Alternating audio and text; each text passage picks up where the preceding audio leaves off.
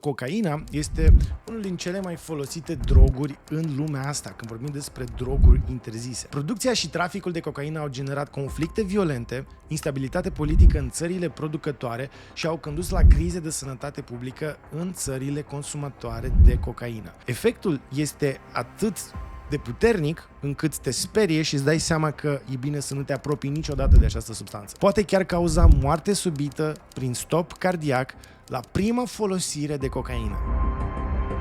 Salutare, oameni buni, eu sunt Dr. Mihail și astăzi avem un subiect interesant. Vorbim despre cocaină. O să vorbim despre istoria cocainei, ce este cocaina, la ce este folosită, care sunt efectele ei devastatoare pentru corp, pentru viața ta socială, pentru sănătatea ta psihică și în final o să vorbim despre cum poți să scapi de dependența de cocaină și care sunt noile metode care urmează să fie propuse și care par să fie foarte eficiente. Atenție, dacă nu ești interesat despre istoria cocainei și vrei să sari direct la efecte adverse sau la cum poți să scapi de dependența de cocaină, acest video are niște timestamps, trebuie pur și simplu să te duci în descriere și să dai click pe capitolul care te interesează. De ce ne trebuie această discuție? Cred că e o discuție importantă pentru că cocaina este unul din cele mai folosite droguri în lumea asta, când vorbim despre droguri interzise. România, de exemplu, se află pe locul 3, după drogurile așa numite legale, adică substanțe noi care încă nu sunt reglementate, care apar pe piață, par să fie primele ca și opțiune a tinerilor. A doua substanță interzisă în România este cannabisul și cocaina este pe locul 3. O să ajungem și la statistica din România, dar hai să începem cu această cocaină și de unde vine ea. Cocaina este derivată din planta de coca, care este nativă din regiunile muntoase ale Americii de Sud, cum ar fi Peru, Bolivia și Columbia. Cultura acestor frunze de coca are o istorie lungă și complexă în aceste regiuni, fiind încorporată în tradițiile religioase și în medicina populară.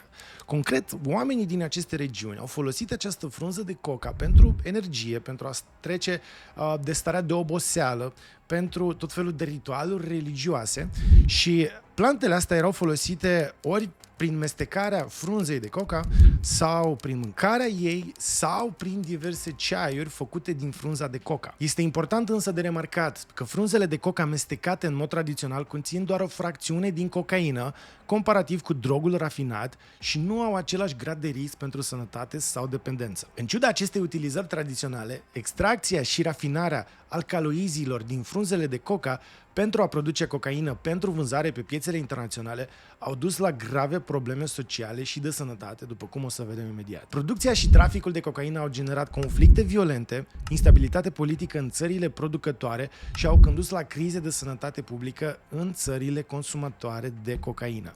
Ce ar trebui să remarcăm este că atunci când cineva cumpără 1 gram de cocaină, el pe lângă faptul că își face lui un foarte mare rău, el contribuie la toată această criminalitate, la sclavii care lucrează în aceste plantații de cocaină, la aceste grupări militarizate, infracționale, care conduc aceste plantații de cocaină și la tot traficul care practic este în strânsă legătură cu tot ce înseamnă criminalitate, trafic de carne vie și așa mai departe. Este un aspect de care trebuie să ținem cont atunci când poate alegem să cumpărăm 1 gram de cocaină. Tu participi concret cu banii tăi la toată această infracționalitate. Cocaina este de fapt un anestezic local puternic și a fost larg utilizat în procedurile medicale la începutul secolului 20. Deși a fost în mare parte înlocuită acum de alte anestezice, este încă folosită ocazional pentru anumite proceduri de ORL și oftalmologie. Ca și istorie și aici o parte interesantă, în Statele Unite ale Americii, chirurgul William Stewart Halsted este deseori amintit ca fiind unul dintre primii care a experimentat cu cocaina și din păcate a ajuns să devină dependent. Halsted a descoperit blocada nervoasă, care este un tip de anestezie, în timp ce experimenta cu cocaina. Practic, el fiind chirurg, încerca să găsească o modalitate de a face anestezie, iar anestezicile de care dispunea atunci nu erau foarte eficiente. Și ce a descoperit el este că cocaina este un puternic anestezic. Ce făcea el prin această blocadă nervoasă și el a descoperit acest tip de anestezie este faptul că noi putem, în ziua de astăzi, folosim, bineînțeles, alte anestezice, să anesteziem o parte a corpului folosind blocada nervoasă. Spre exemplu, rachianestezia este anestezia prin care tu amorțești jumătate din corp, introducând un anestezic local în modul vaspinării. Sau, dacă te duci la un chirurg care îți face o unghie încarnată, el o să-ți facă anestezie undeva în partea asta a degetului, în partea laterală a osului, într-o parte și în altă parte, și astfel o să-ți amorțească nervul care deservește sensibilitatea degetului. Deci dacă faci anestezie aici în deget, degetul tău o să amorțească. Și asta este descoperit de Halsted folosind cocaina ca anestezic. Halsted este considerat unul dintre fondatorii chirurgiei moderne în Statele Unite și este recunoscut pentru o serie de contribuții importante la acest domeniu. Concret, el a făcut foarte multe descoperiri pe care le folosim și în ziua de astăzi. Spre exemplu, Halsted și-a dat seama că atunci când ieșea dintr-o operație și nu se spăla pe mâini și intra în altă operație, pacienții lui nu supraviețuiau. Astfel, Halsted a introdus această tehnică de sterilizare a instrumentelor, de asepsie. Chirurgii din subordinea lui se spălau, erau primii din lume care se spălau pe mâini atunci când intrau în operație și au observat că rezultatele lor sunt mult mai bune. El este primul care a implementat conceptul de rezidențiat chirurgical pentru formarea medicilor. De asemenea, a fost primul care a realizat o mastectomie radicală pentru cancerul de sân, procedură care a fost standard de aur pentru acest tip de cancer pentru o foarte lungă perioadă de timp și inclusiv noi am învățat în facultatea de medicină procedura Halsted pentru operația cancerului de sân, practic o operație radicală în care era eliminat cancerul de sân, cu sânul, cu mușchiul pectoral și cu ganglionii care deserveau sânul din axilă. Tot el a descoperit suturile și ligaturile resorbabile. Este primul care a folosit fire care se resorb în corp și nu rămân acolo ca și corp străin. Și se pare, cu toate că n-ar trebui în niciun caz să romantizăm folosirea cocainei, se pare că foarte mult din succesul lui, cu toate că era un om genial, tot ce făcea nopțile nedormite și toată munca depusă au fost făcute sub efectul ocazional al acestei cocaine pe care el o consuma. Toate astea, Halsted a avut o viață grea în care s-a luptat cu dependența și în mărturiile sale afirmă că dacă ar fi știut vreodată la ce suferință îl vor supune aceste droguri, nu ar fi recurs niciodată la ele. Acum hai să ne întoarcem în România acestor timpuri. Lucrurile nu stau foarte rău comparativ cu alte țări europene, cu toate astea cifrele la noi sunt destul de mari. Potrivit raportului european privind drogurile din 2021, utilizarea cocainei a crescut la noi în țară cu o rată de prevalență de aproximativ 1,6% din populația adultă. 1,6% din 100 de adulți în România consumă cocaină. 6% dintre adulți consumă droguri în general în momentul de față și până la 10% din români au încercat în viața lor un anumit timp de drog. Și cum ziceam, drogurile cele mai consumate în ordinea lor sunt drogurile așa zise legale, adică substanțele noi care nu sunt încă reglementate, apoi cannabisul și apoi cocaina. Practic, cocaina este al treilea cel mai utilizat drog din România. Cocaina vine în două forme principale. Cocaina sub forme de pulbere, care este adesea aspirată pe nas sau injectată, sau crack, care este de obicei fumat. Crack-ul, denumit astfel datorită sunetului de trosnit când este încălzit, este o formă mai potentă a drogului și mai periculoasă, cu efecte imediate mai puternice. Concret, cocaina o poți priza pe nas sub formă de praf sau praful acela îl poți pune într-o folie care se încălzește cu bricheta, face un vapor care este inhalat ulterior cu un pai. Iar efectul lui este mai puternic și mai devastator pentru că el lovește mult mai puternic în sistemul tău dopaminergic și efectul pe care îl are este mai puternic, bineînțeles, și mai devastator. Adică devii mult mai dependent, ți-e mult mai greu să scapi de el și este, să zic, cea mai nasoală formă de a consuma cocaina. Cocaina este foarte adictivă datorită impactului său asupra căilor de recompensă din creier.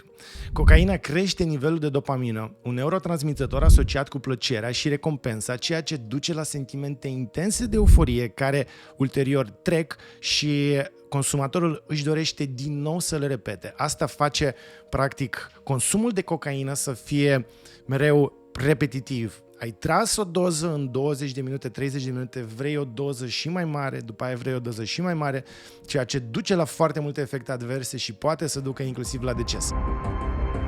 Starea de bine provocată de cocaină este de foarte scurtă durată, de obicei durând de la 15 până la 30 de minute, ceea ce duce la consum excesiv în încercarea de a prelungi acest efect. Hai să vedem cum funcționează însă această cocaină. Aici avem o persoană care a prizat cocaină. Vedem că ea ajunge pe mucoasele nazale, se absorbe în fluxul sanguin și ajunge în sânge. Aici vedem cum funcționează normal un neuron care practic eliberează dopamină. Sus avem neuron care are dopamină, jos avem receptori de dopamină. În momentul în care tu ai cea mai mică bucurie, nu știu, bei o cafea sau găsești o chestie mișto sau te uiți la un film, te uiți la TikTok, orice lucru mărunt faci care îți place, o să secrete puțină dopamină. Această dopamină rămâne pentru scurtă durată între acești neuroni și se fixează aici la următorul neuron pe care îl excită. Asta durează puțin pentru că această dopamină este imediat reabsorbită de acești receptori de reabsorpție a dopaminei și practic fiecare neurotransmițător pe care îl avem în creier este secretat și ulterior reabsorbit pentru a fi refolosit. Acești neurotransmițători sunt resurse limitate. Dacă noi am secretat prea mult, pur și simplu n-am mai fi ajuns acum în ziua de astăzi ceea ce suntem. Să presupunem că o persoană, nu știu, un om în preistorie merge prin pădure și este foame și găsește un măr. În momentul în care îl găsește mărul, el secretă foarte multă dopamină. Dopamina aia îi dă motivația de a culege mărul, de a mânca, dar imediat după ce mănâncă mărul, acea dopamină se reabsorbe și el este din nou în căutare. Dacă el ar rămâne permanent cu acea bucurie, el ar rămâne în pădure și ar muri de foame, bucurându-se practic de acest efect constant al dopaminei. Ceea ce se întâmplă însă atunci când ajung moleculele de cocaină pe care le vedem aici în stânga și dreapta, ele blochează acești receptori de reabsorpție a dopaminei și atunci fiecare lucru mărunt o să secrete în exces dopamină care rămâne aici pe perioada cât cocaina asta funcționează, adică cele 15-30 de minute. În alte studii se raportează un efect de aproape 60 de minute. Această dopamină este toată eliberată. Tu nu mai ai rezerve de dopamină pentru că ea toată plutește, colcă în tine și vedem cum ea activează toți acești neuroni, toate aceste căi sunt activate de această dopamină. Asta este una din explicațiile pentru care efectul este atât de puternic. Practic, oamenii care experimentează cu cocaina descriu stări care nu se compară cu absolut nimic. Citeam un comentariu scris de un utilizator de cocaină, un urmăritor, când îmi făceam documentarea pentru acest material și poate o să găsesc acel comentariu și o să las și un video în care m-am inspirat în acest material. Era un băiat care spunea că a folosit cocaina o singură dată în viață și în momentul în care a prizat cocaina, spune el, senzația a fost atât de nemaipomenită, a fost atât de puternică, era o bucurie atât de mare și atât de naturală, încât a avut puterea să-și dea seama că acest lucru este extrem de periculos. Și o să înțelegem imediat ce compune această substanță și ce duce de fapt la această adicție exagerată pe care oamenii care prizează cocaină o au față de cocaină. Și vorbim despre oameni care au un statut financiar bun, bineînțeles, pentru că cocaina costă mult, oameni care au prieteni, care au familie, care au aparent tot ce le trebuie, dar ajung mulți dintre ei să fie dependenți de cocaină și mulți dintre ei ajung să piardă tot, din păcate. Efectul ăsta pe care îl vedem aici al cocainei, care se fixează de acești receptori de reabsorpție a dopaminei, există și la nivelul receptorilor de reabsorpție a serotoninei. Serotonina este un hormon de bine. Un exemplu al serotoninei, dacă vreți să-l pictăm așa și să-l înțelegem, este să-ți imaginezi că ești acasă, undeva poate la țară sau într-o casă imaginară de vacanță la munte și ai un foc în șemineu și partenerul tău de viață a gătit cina și a pregătit cina, a pus-o pe masă, poate ai ajutat partenerul să facă acea cină, ești cu prietenii, ești cu un câine de-al tău acolo pe care îl mângâi și starea asta de bine, de apartenență, de liniște și de siguranță este efectul serotoninei. În momentul în care consumi cocaină, această cocaină se fixează și de receptorii de reabsorpție a serotoninei, adică orice stare de bine o să fie amplificată și exagerată. Pe lângă asta, cocaina se fixează și de receptorii de reabsorpție a epinefrinei, adică adrenalina din creier, care îți dă energie. Deci putem să înțelegem că ceea ce știm până acum este că atunci când prizezi cocaină pentru 15 sau 30 de minute, ai un efect exacerbat de bucurie pentru că colcă-i de dopamină nenaturală în creier, ai un efect exagerat de bine și de apartenență pentru că ai un exces de serotonină în creier și ai o energie care te face să te miști, să vorbești, să ai logoree și să faci tot felul de lucruri, chiar și să te implici în comportamente periculoase pentru că ai foarte multă adrenalină și nu poți să stai locului. Aceștia sunt cei 3 neurotransmițători care au efect în momentul în care cineva prizează cocaină. Problema însă e în felul următor. Imediat după ce ai acest efect exagerat de bucurie, de motivație, de energie, de stare de bine, de bucurie exagerată, pe care cred că poți să ți-o imaginezi în felul următor. Imaginează-ți bucuria pe care o ai când bei o ceașcă de cafea. După aia bucuria pe care o ai când te întâlnești cu un om pe stradă pe care îl cunoști. După aia bucuria pe care o ai, nu știu, să îți cumperi o carte sau whatever. Bucuria pe care o ai când mănânci ceva. Și încearcă să comprimi toată acea bucurie într-o singură secundă și imaginează-ți că secunda aia se repetă la nesfârșit în alea 15 minute și se tot amplifică. E ceva ce este descris ca fiind extrem de nenatural și nemai întâlnit în nicio altă circunstanță. Problema este că efectul imediat pe care îl ai după consum este acea cădere în depresie care ține câteva zile, pentru că în următoarele zile tu ești secat de dopamină, tu nu mai ai dopamină pe care să o folosești pentru că ai folosit-o pe toată, ai luat-o în credit în noaptea aia în care ai consumat cocaină. Și un alt efect pe care îl are, care este și el devastator pentru creier și pentru neurocircuite, este că atunci când corpul sau creierul este sub efectul acelei cocaine și are prea multă dopamină, creierul încearcă să se adapteze. Creierul zice, wow, am prea multă dopamină aici și mă bucur prea tare, o să mor dacă mă bucur atât de tare. Ia hai să nu mă mai bucur la dopamina asta. Și atunci creierul se adaptează la prea multă dopamină, prea multă serotonină, prea multă adrenalină ca să te protejeze și în momentul în care tu a doua zi revii la nivelul normal de dopamină, creierul e deja adaptat, ștacheta este mai sus. Tu cu un nivel normal de dopamină, serotonină, adrenalină, o să te simți prost. Și asta face oamenii practic să se simtă mizerabil după ce consumă acest drog și să-l caute din nou ca să se simtă din nou mai bine și astfel funcționează practic orice dependență și orice drog. Hai să vedem ce se întâmplă la nivel local în momentul în care tu prizezi cocaină. Dacă te uiți la nas, așa dintr-o parte, da, și îți imaginezi că pe aici se inhalează cocaina, oamenii au impresia că această cocaină rămâne doar aici. În schimb, dacă ne uităm în interiorul cavității nazale, vedem că avem foarte multă mucoasă. Toată această mucoasă căptușește practic cavitatea nazală și merge până aici, până în nazofaringe, ca să umecteze aerul, ca să-l filtreze, ca să-l încălzească, pentru că aerul inspirat când ajunge în plămân să fie bine umectat, încălzit și filtrat. În momentul în care tu inhalezi cocaină, toată această mucoasă este căptușită de cocaină, care începe să fie absorbită la acest nivel. Corpul însă reacționează, pentru că cocaina este și un iritant, este și anestezic. Corpul reacționează printr-o vasoconstricție și secreție de mucus. De aceea, după mai multe prize, nasul unui consumator de cocaină o să fie plin de mucus, căptușit și absorpția o să fie din ce în ce mai grea. Va trebui el să consume mai mult și mai mult ca să atingă efectul pe care l-a avut prima dată la prima priză. Un alt lucru care se întâmplă, cum am zis, este o extrem de mare constricție nazală, pentru că această cocaină produce constricție nazală și local, dar și în corpul întreg, după cum o să vedem. Și asta poate să ducă în timp la niște efecte extrem de nasoale. Ok, și acum vreau să vedem acest video care este o scopie nazală, deci practic asta este ceea ce vedem aici, este nara pacientului și doctorul intră pe nara pacientului cu o cameră ca să vadă ce este în nasul acestui pacient.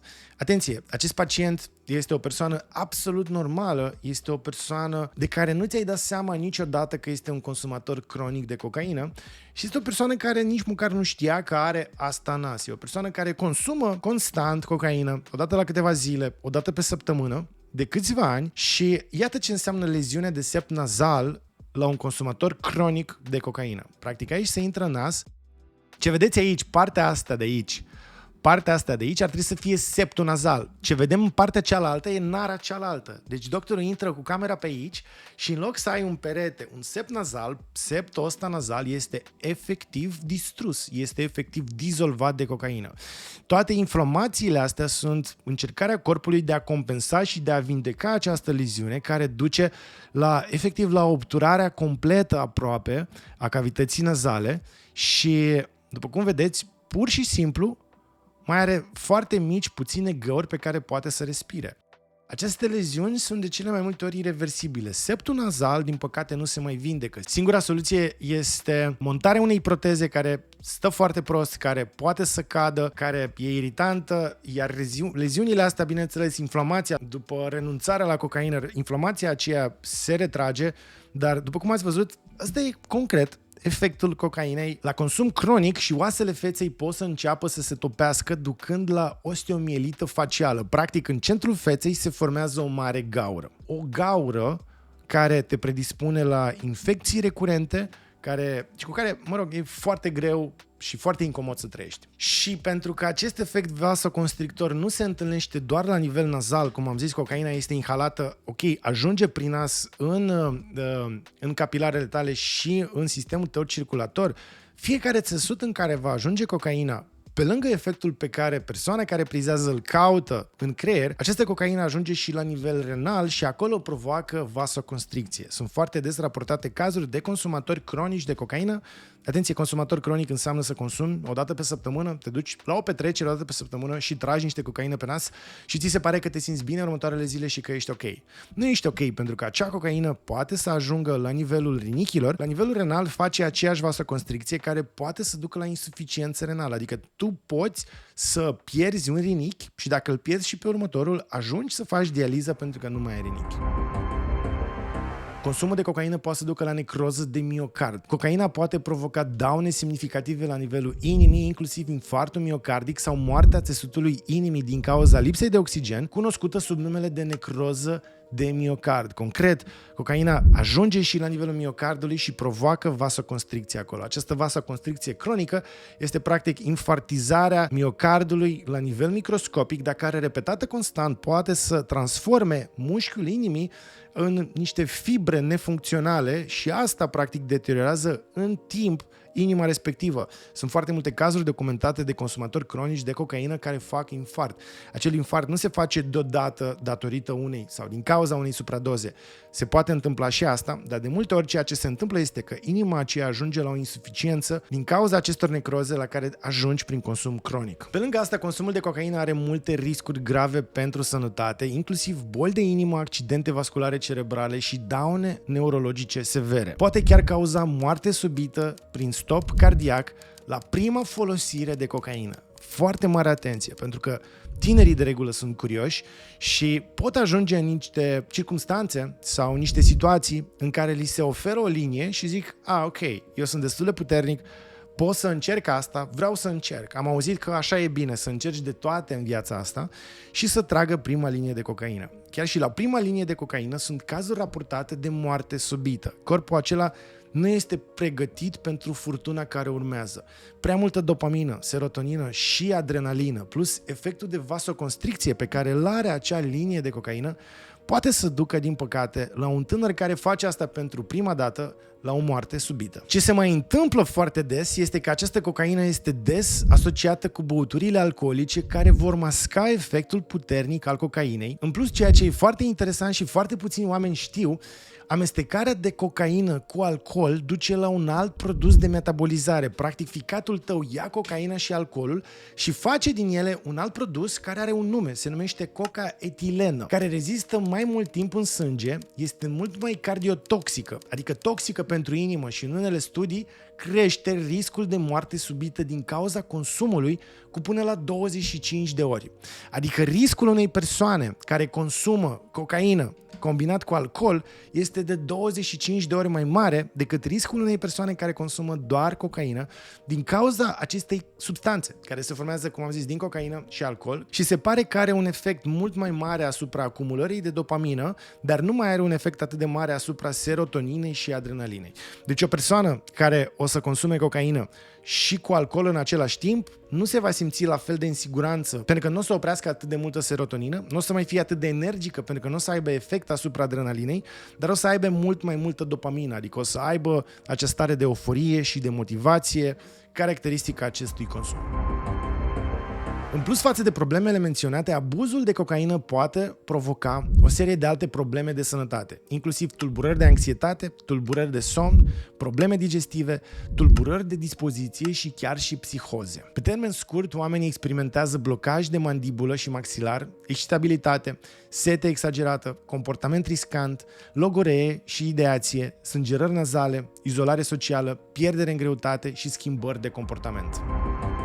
Un alt lucru la care nu ai cum să fii atent, de fapt, pentru că nu ai cum să-l previi, dar la care se expune orice consumator de droguri, se referă la adulteranți, adică substanțele cu care orice drog poate să fie îndoit. Cocaina de pe stradă este adesea tăiată cu diversi adulteranți pentru a crește profitul. Acestea pot varia de la substanțe inofensive, cum ar fi bicarbonatul de sodiu, la cele periculoase, cum ar fi fentanilul, un opioid puternic care poate duce la supradoză accidentală. Concret, persoanele care vând cocaină, tu nu le poți bănui de bune intenții, corect? Acele persoane vor să facă profit și fac profit în pofida oricăror scrupure morale sau bune intenții. Sunt persoane care sunt în stare să omoare, să sclavească alți oameni, să facă trafic de persoane, trafic de carne și practic sunt niște animale care tot ce vor este să facă bani. Acele persoane, în momentul în care primesc cocaină și vor să vândă mai multă cocaină, o pot îndoi cu alte substanțe. Dacă el însă îndoaie, să zic, cocaina pe care tu o primești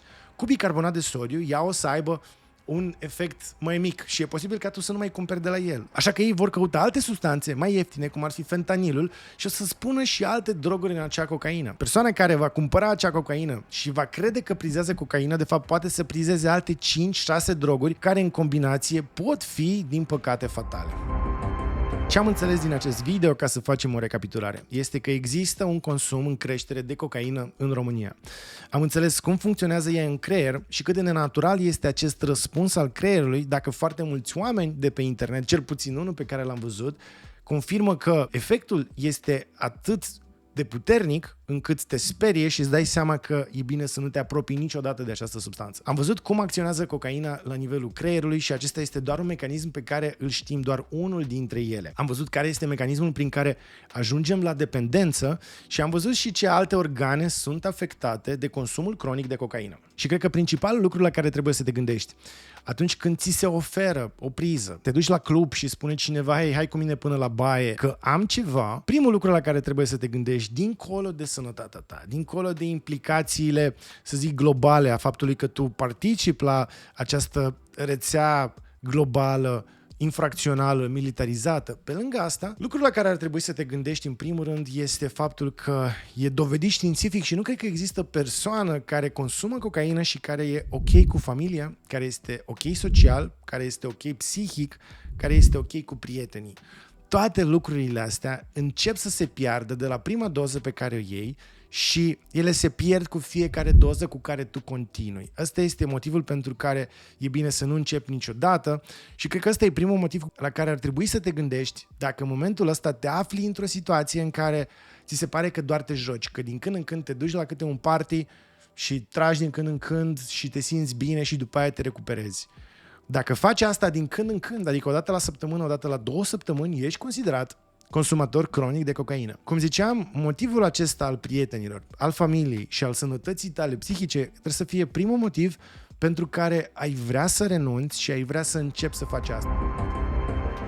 Există câteva soluții și una dintre ele pare să fie extrem de promițătoare. În primul rând, e bine să-ți recunoști problema. Primul pas în rezolvarea oricărei dependențe este de a recunoaște că există o problemă și de a lua decizia de a face ceva în legătură cu asta. Adică, ideea că nu, merg din când în când la câte un party și toți prietenii mei fac asta, deci e normal să fac asta, înseamnă ascunderea problemei de sub preș.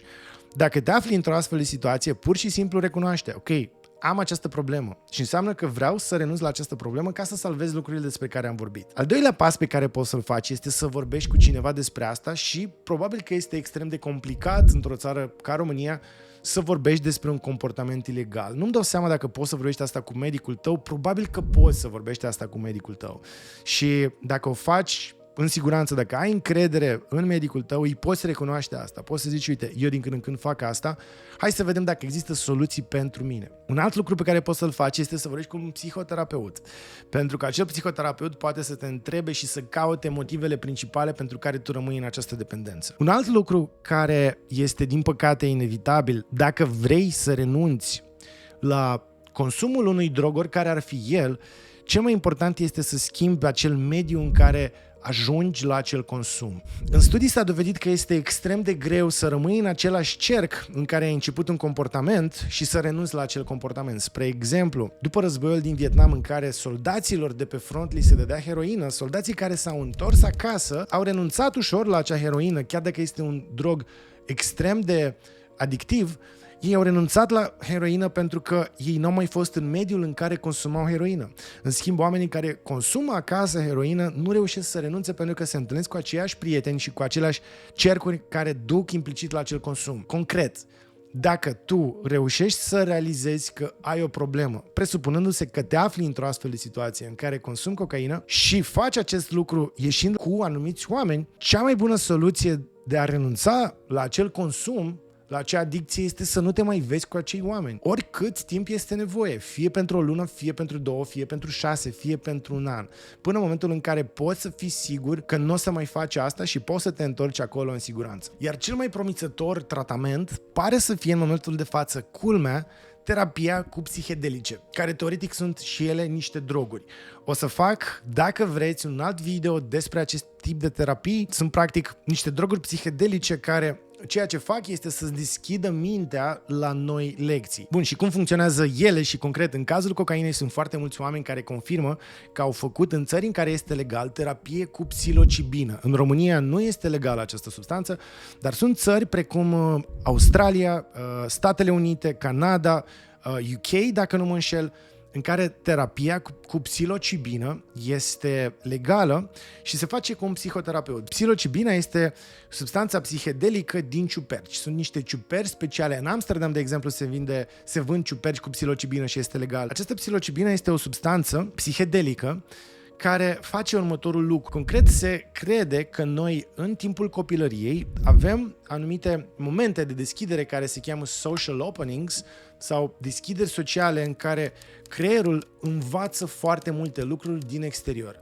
Învață să comunice cu oameni, învață să facă legături de atașament, se atașează de alți oameni, își alege anumite drumuri în viață, își formează anumite preconcepții și acolo se pot forma și traume. Acele traume se pot reeduca în copilărie pentru că tu ai aceste deschideri în care creierul învață și în aceste deschideri poți să umbli în creier ca într-o mașină a cărei motor s-a stricat și tu deschizi capota și umbli în acea mașină. Când ajungi la viața de adult, capota se închide și se sigilează complet, pentru că așa ne protejăm noi, așa se protejează creierul nostru. Creierul nostru nu vrea să mai consume energie pentru aceste deschideri. Perioada copilăriei este foarte grea pentru oameni, e foarte solicitantă și pentru că nu mai vrei să ajungi acolo, creierul se închide complet și nu mai ai aceste închideri. Ce facem de multe ori este să mergem la un psihoterapeut timp de 3-4 ani și să săpăm în aceeași problemă. Problema rămâne acolo, dar la psihoterapie înveți să te comporți în contextul problemei pe care o ai. Înveți să preîntâmpini anumite situații neplăcute. Înveți să răspunzi la felul în care problema aia, te sapă în interior. Iar ceea ce face terapia cu psilocibină, se pare, este că îți dă încă o deschidere. Se face o singură dată, e o terapie care, aparent pe studii, nu dă dependență și nu are efecte adverse de care să te temi și se face asistat de către un psihoterapeut care întâi îți face o terapie în care îți face inducția, îți explică ce urmează să experimentezi în terapia cu psilocibină, după care, în a doua sesiune, care durează aproximativ 4 ore, se consumă acea psilocibină, iar pacientul experimentează această deschidere a creierului. Creierul e deschis și atunci acel psihoterapeut poate cumva să umble în acel creier și să ajungă la cauza problemei, să ajungă la nevoia aceea de consum de cocaină, să poată să explice pacientului său de ce acea cocaină îi face rău și pacientul înțelege de fapt de ce a ajuns să consume acea cocaină sau orice drog ar fi el, își rezolvă problema respectivă și foarte mulți oameni se întorc din acest trip, să-i zicem, din această terapie cu psilocibină, terapie cu psihedelic, se întorc din această călătorie cu o nouă lecție și un număr incredibil de oameni se lasă de acel drog, scapă de adicția de drog, scapă de adicția de alcool. În momentul de față, acest tip de terapie pare să fie ceva revoluționar. În România, din păcate, nu este încă legal. Probabil că în momentul în care va începe să se legalizeze astfel de terapie la nivelul Uniunii Europene, o să intrăm și noi în acest trend. Probabil că există acest tip de terapie în Olanda, unde psilocibina, din câte știu, o să verific, dar din câte știu este legală. Și de ce nu? Dacă ai o problemă reală, de ce să nu faci orice poți tu ca să o rezolvi, să vorbești bineînțeles cu medicul tău, pentru că eu nu sunt aici să-ți fac astfel de recomandări, sunt aici doar să-ți arăt ce soluție există și dacă medicul tău crede că poți să faci asta, de ce nu să cauți o astfel de terapie? Oameni buni, acesta a fost vlogul despre cocaină, a fost un vlog mai lung, dar am încercat să fac un vlog atât cuprinzător, care să rămână aici forever Și orice persoană care se confruntă cu problema asta, sau orice persoană care are un prieten sau o rudă sau un copil care se confruntă cu această problemă, să intre, să găsească acest material și să vadă de fapt care este mecanismul, să-i arate persoanei respective care este mecanismul, de ce îi place atât de mult sau nu-i place, de ce se întoarce mereu la această adicție și neapărat să realizeze că trebuie să-și recunoască această problemă și să înceapă să caute soluții. Și probabil că în viitor, când te uiți la acest video, vor exista și alte soluții despre care nu am vorbit aici. Atenție, dacă ai resurse sau recomandări pe care le pot folosi oamenii în România, centre speciale sau ONG-uri care se ocupă de aceste adicții și pot să se ocupe în siguranță de un pacient care are o astfel de adicție, te rog frumos, lasă-mi în comentarii această informație, eu o să analizez și probabil dacă este bună o să adaug în descrierea acestui video. Mulțumesc pentru atenție, dacă aveți alte recomandări sau solicitări de subiecte, lăsați asta jos în comentarii, iar noi ne vedem pe curând. La revedere!